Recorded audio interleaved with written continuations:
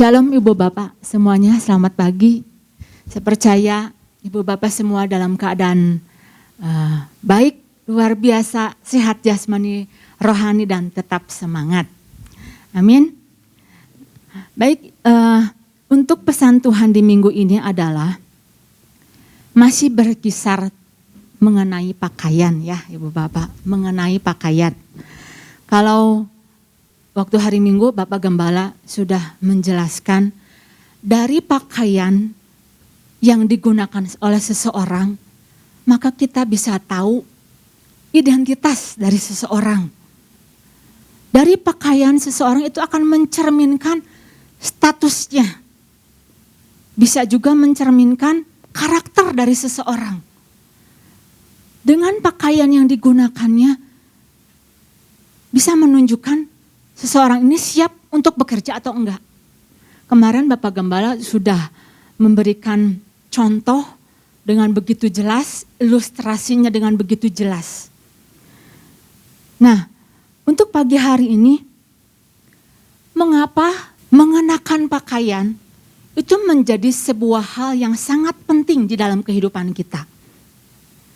Oleh karena itu pada waktu Rasul Paulus menuliskan suratnya kepada jemaat di Roma, Rasul Paulus berkata bahwa mengenakan Tuhan Yesus Kristus itu merupakan sebuah hal yang penting. Kenapa sampai Rasul Paulus menuliskan, mengatakan, mendorong jemaat Roma untuk mengenakan pakaiannya, mengenakan Yesus Kristus. Pada waktu itu, ketika Rasul Paulus banyak melakukan pelayanan kemana-mana, maka jemaat Roma akan menjadikan sebuah misi daripada Paulus untuk menjadikan jemaat Roma itu adalah pusat dari pelayanannya, sentral dari pelayanannya. Wow enggak? Luar biasa ya. Pusat dari pelayanannya pada waktu itu. Entah nanti ada dari Antioquia, dari Efesus, dari Filipi, dari berbagai daerah-daerah dan kota-kota sekitarnya. Jemaat Roma menjadi jemaat yang pusat sentra dari pelayanannya. Luar biasa. Jadi Ibu Bapak kalau misalkan gini, Ibu Bapak pergi nih ke sebuah toko ya. Tokonya ini dikatakanlah pusatnya. Pasti di dalamnya itu komplit semuanya. Mau cari makanan ada, mau cari buah ada, mau cari pakaian ada, mau cari spare part ada. Jadi lengkap semuanya. Nah begitu juga dengan jemaat Roma pada waktu itu. Menjadi jemaat yang pusat dari pelayanan Rasul Paulus.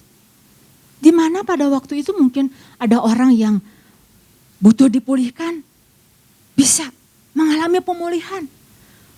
Ada yang datang minta didoakan untuk kesembuhan, minta dibukakan jalan. Jemaat-jemaat ini yang nanti bakalnya dipersiapkan untuk menghadapi tantangan-tantangan yang terjadi pada waktu yang akan datang. Oleh karena itu Rasul Paulus mengatakan, kenakan Yesus Kristus. Hanya dengan mengenakan Yesus Kristus, bukan dengan yang lain. Makanya di dalam surat Roma, surat yang ditulis oleh Rasul Paulus adalah surat yang banyak memberikan didikan bagi jemaat di Roma pada waktu itu. Karena apa? Mereka harus siap menghadapi berbagai macam hal. Nah itu begitu pentingnya bagi Rasul Paulus untuk mendorong mereka, ayo kenakan Tuhan Yesus Kristus sebagai perlengkapan senjata kamu. Nah Ibu Bapak, ini juga yang menjadi pesan Tuhan bagi kita. Ketika kita tahu bahwa Tuhan memberikan sebuah panggilan yang luar biasa bagi kehidupan kita, maka yang namanya mengenakan Yesus Kristus adalah sebuah hal yang penting. Yang udah gak bisa digantikan oleh hal-hal yang lain lagi. Menjadi sebuah hal yang gak bisa ditawar-tawar lagi. itu adalah sebuah keharusan. Sebagai orang-orang percaya, mengenakan Yesus Kristus adalah sebuah kewajiban. Begitu pentingnya orang-orang percaya harus mengenakan pakaian ini. Apa maksud dengan mengenakan Tuhan Yesus Kristus sebagai pakaiannya? Nanti Ibu Bapak akan lebih tahu lagi. Oleh karena itu, ketika orang percaya dikatakan oleh Rasul Paulus, kenakan pakaianmu, apa dampaknya ketika orang percaya tahu gitu ya, bahwa ada panggilan Tuhan yang luar biasa dan tidak mau mengenakan pakaian tersebut. Tidak mau mengenakan Yesus Kristus sebagai pakaiannya. Itu ada bahaya-bahayanya. Oleh karena itu pagi hari ini, dua hal yang saya mau bagikan bagi Ibu Bapak semuanya. Bagaimana fungsinya ketika seseorang mengenakan pakaian. Berfungsinya seseorang itu ketika mengenakan berpakaian.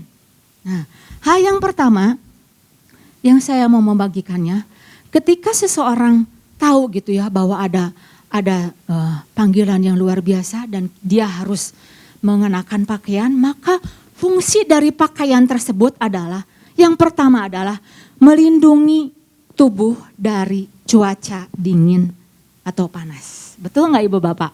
Kalau Ibu Bapak pakai baju, pakai pakaian untuk melindungi tubuh kita dari cuaca panas atau cuaca dingin. Nah, sama-sama kita baca ayatnya terlebih dahulu di dalam Roma 13 ayat yang ke-14. Tetapi kenakanlah Tuhan Yesus Kristus sebagai perlengkapan senjata terang. Dan janganlah merawat tubuhmu untuk memuaskan keinginannya. Ibu Bapak setuju enggak dengan pendapat saya? Kalau cuaca akan memiliki potensi untuk mengubah perilaku seseorang. Apakah Ibu Bapak setuju? Nah, saya mau beri alasannya. Begini Ibu Bapak, contoh ya, kalau cuaca dingin gitu ya, bisa mengubah perilaku seseorang. Betul. Orang yang tadinya rajin karena cuaca dingin, bisa akhirnya dia tunda-tunda dulu Enaknya di cuaca dingin kayak gini tuh apa? Ngopi dulu lah. Nunda dulu pekerjaannya jadi terbengkalai. Atau ngeteh dulu lah. Ada teh, ada roti bakar, cuaca dingin, enak kan? Nah, cuaca bisa mengubah perilaku seseorang. Orang yang tadinya harus bangun pagi gitu ya. Cari Tuhan, berdoa. Karena cuaca dingin, akhirnya dia lanjutin tidurnya. Tarik selimutnya, kebablasan. Tidur lagi.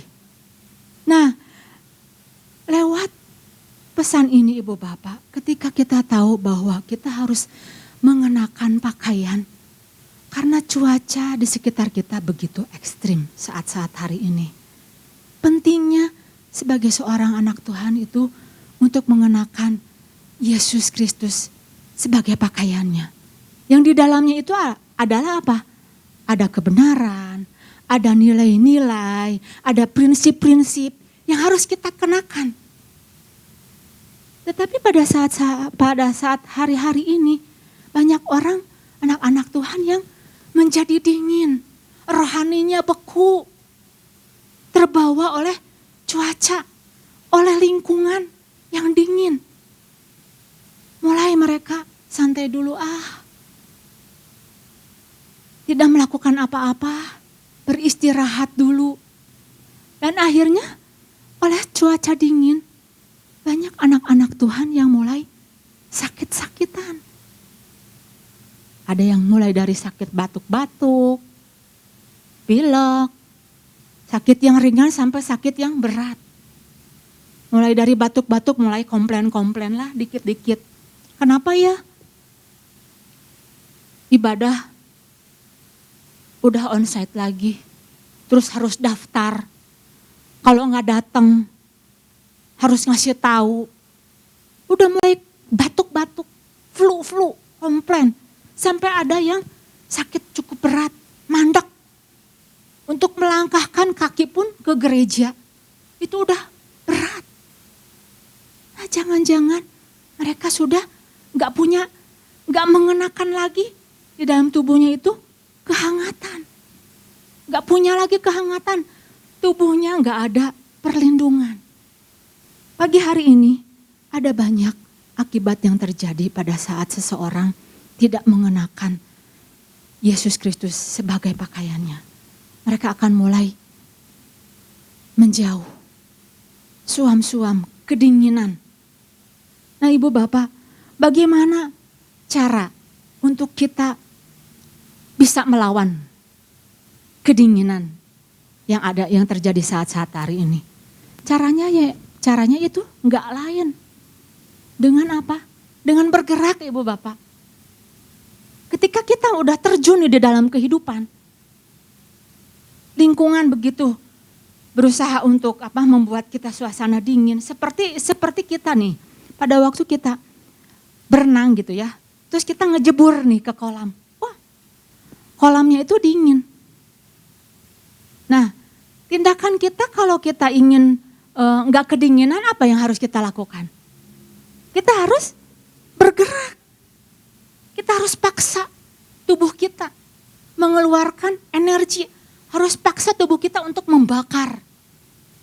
Kalau kita enggak bergerak, maka dingin itu akan merasuk, menguasai, dan akhirnya kita enggak tahan untuk tinggal di dalam kolam. Akhirnya keluar dari kolam, keluar dari pertandingan kehidupan.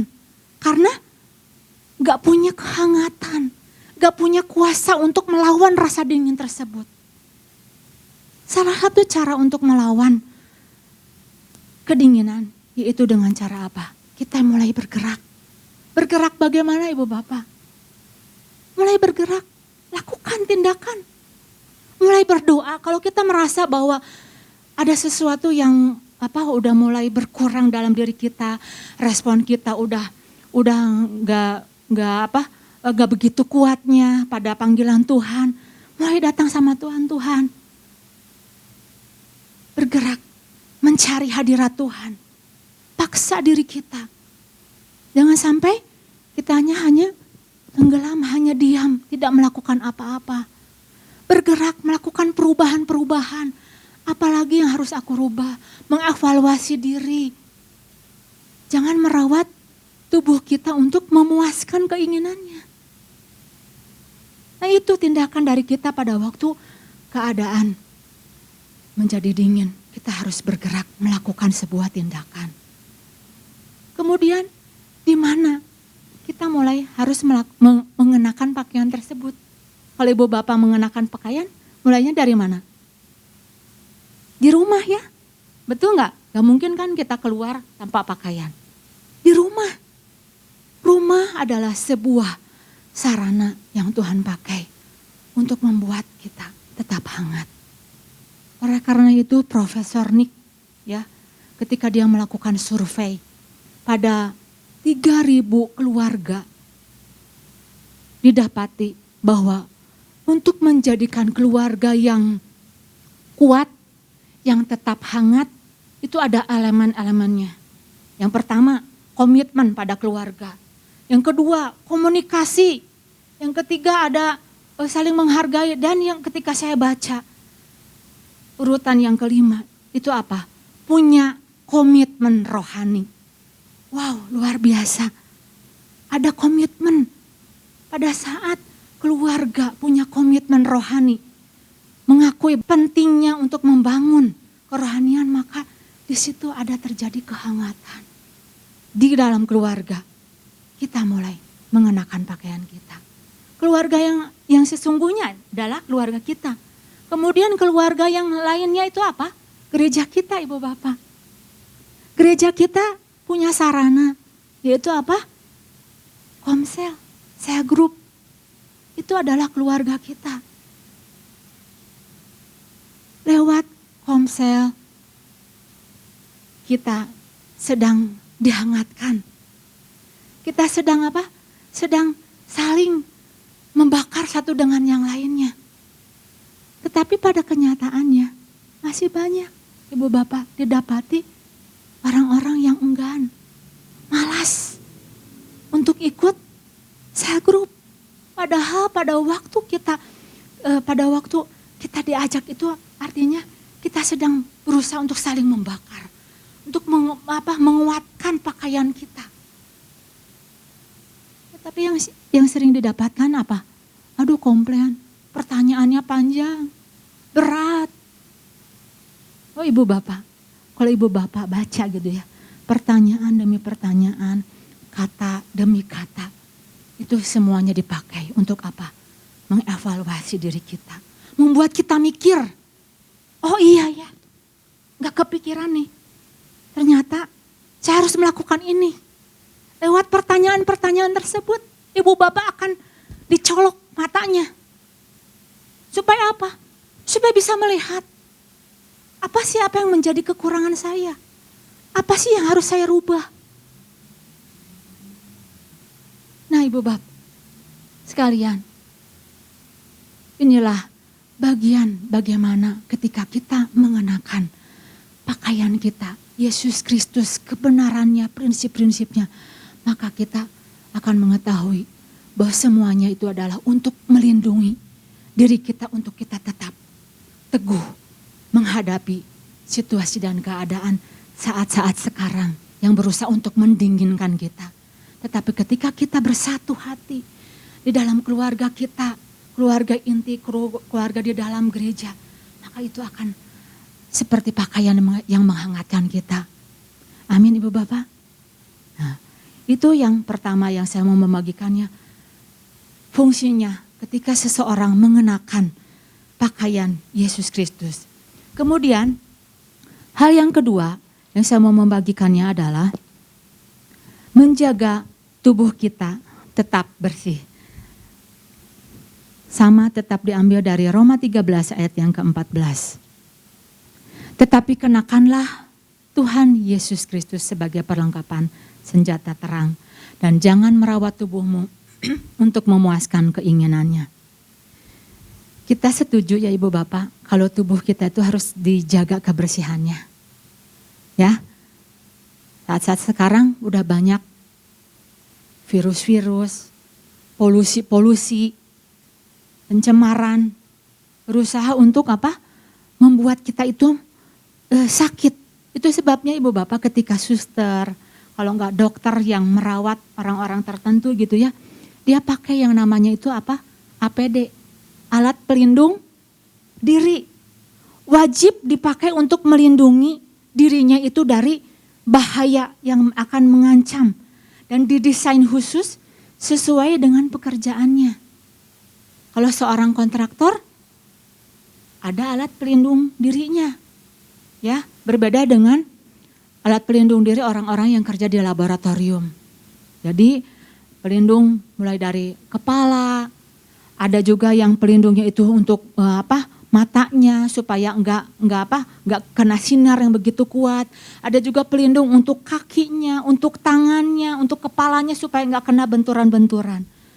Nah, ketika Rasul Paulus tahu gitu ibu bapak bahwa jemaatnya itu akan menjadi sebuah jemaat yang dipersiapkan untuk melakukan tugas panggilan, maka yang Rasul Paulus lakukan adalah dia cover jemaatnya.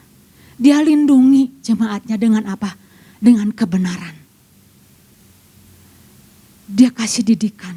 Dia doktrin jemaatnya dengan Injil. Dia arahkan semuanya pada kekuatan Injil. Maka jemaat pada waktu itu harus mengetahui bahwa kekuatan mereka yang harus mereka dapatkan adalah hanya di dalam Yesus Kristus, hanya di dalam Injil. Sampai saat hari ini kita tahu bahwa Injil ada kekuatan dari kita.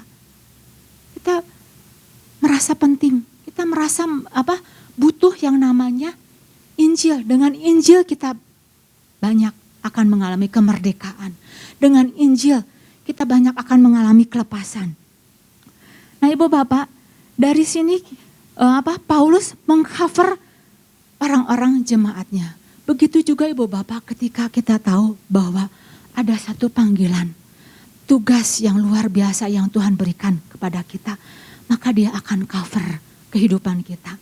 Pertama apa? Dengan firman-Nya. Dia akan perlengkapi kita dengan firman-Nya. Kemudian apa?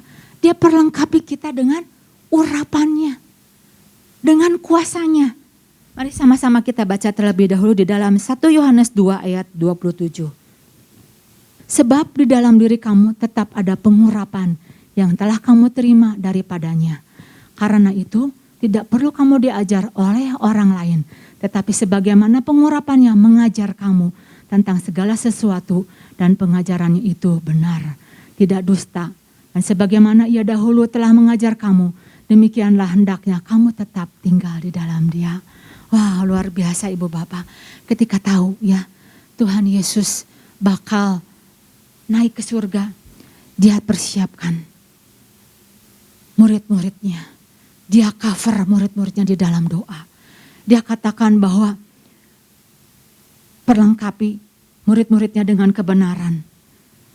Nah, ayatnya diambil dari Yohanes 17 ayat 13 sampai yang ke-18. Coba untuk kita semakin mengerti tentang cover dari Tuhan Yesus.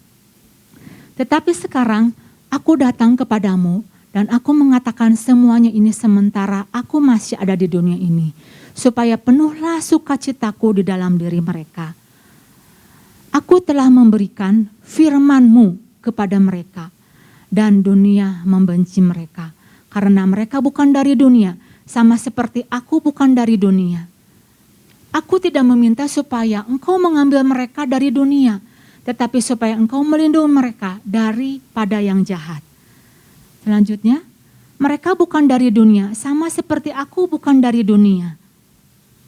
Kuduskanlah mereka dalam kebenaran, firman-Mu adalah kebenaran.